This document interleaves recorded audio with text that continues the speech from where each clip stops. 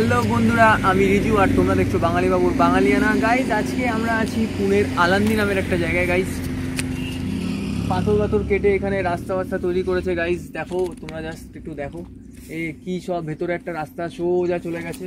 জানি না এই রাস্তার পেছনে কি আছে, কিছুই বুঝতে পারছি না গাইজ। বাট যাই হোক, আমরা একটু আজকে ঘুরে ঘুরে দেখবো কোথায় কি আছে না আছে।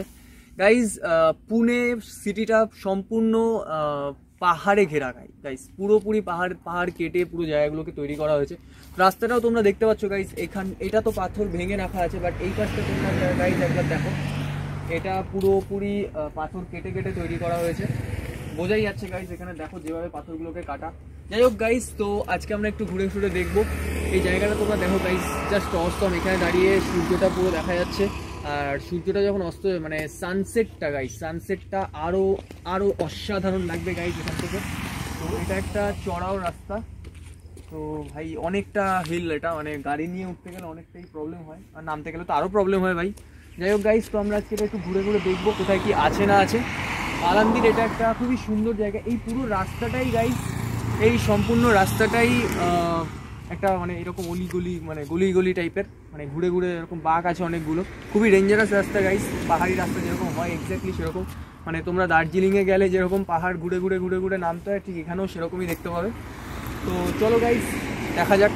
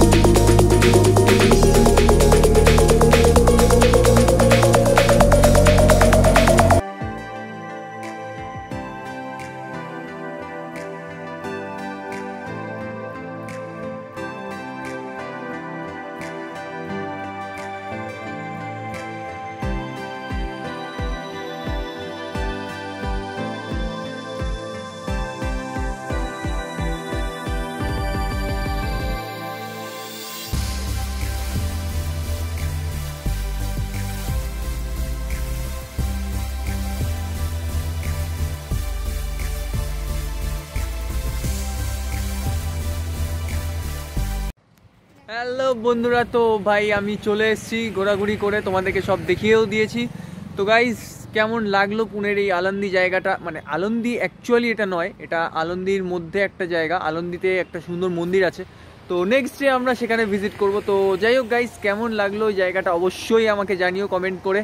তো গাইজ, আজকের মতো এখানেই শেষ। টাটা, দেখা হচ্ছে নেক্সট ব্লগে। Bye bye.